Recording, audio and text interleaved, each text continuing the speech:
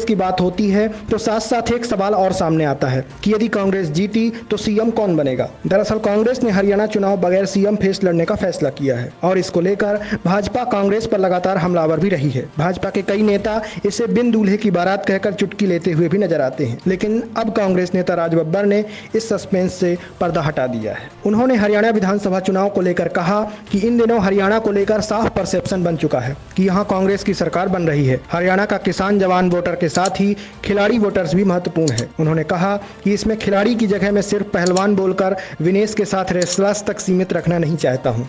यहाँ खेलों को प्रोत्साहन मिलता रहा है।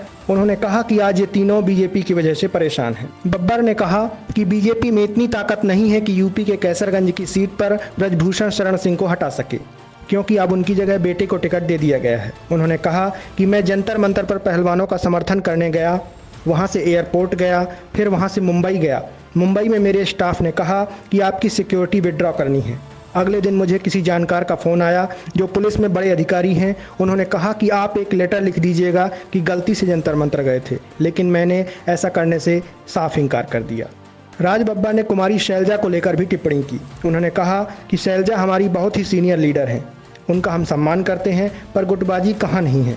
महाराष्ट्र, बिहार, यूपी में भी गुटबाजी है, बीजेपी में भी गुटबाजी है। राज बब्बर इस दौरान बीजेपी पर तीखे व्यंग करते नजर आए। उन्होंने कहा कि हरियाणा में 3 लाल हुआ करते थे, इनके पास चौथा लाल मनोहर लाल आया, उन्हें भी निकाल कर बाहर कर दिया। मैं भी इस बात से हर्ट हूँ। मनोहर लाल जी का क्या दोष था, उन्हें राज्य की राजनीति से ही बाहर निकाल दिया गया। उन्होंने केजरीवाल और आम आदमी पार्टी को लेकर कहा कि अरविंद केजरीवाल को जमानत मिली और गठबंधन को लेकर चल रही बातचीत टूट गई। सीट शेयरिंग का मामला आगे नहीं बढ़ पाया, लेकिन बीजेपी बेचारी अकेली चुनाव नहीं लड़ पा रही है।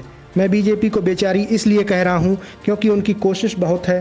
बीजेपी गैर मुद्दों को मुद्दा बना रही है। आपको बता दें कि हरियाणा की सभी 90 विधानसभा सीटों पर आगामी 5 अक्टूबर को मतदान होना है, जबकि रिजल्ट 8 अक्टूबर को घोषित किया जाएगा। आप हरियाणा के किस विधानसभा क्षेत्र से हैं और आपके अनुसार इस बार हरियाणा में किस पार्टी की सरकार बन रही है, हमें कमेंट करके बताइए।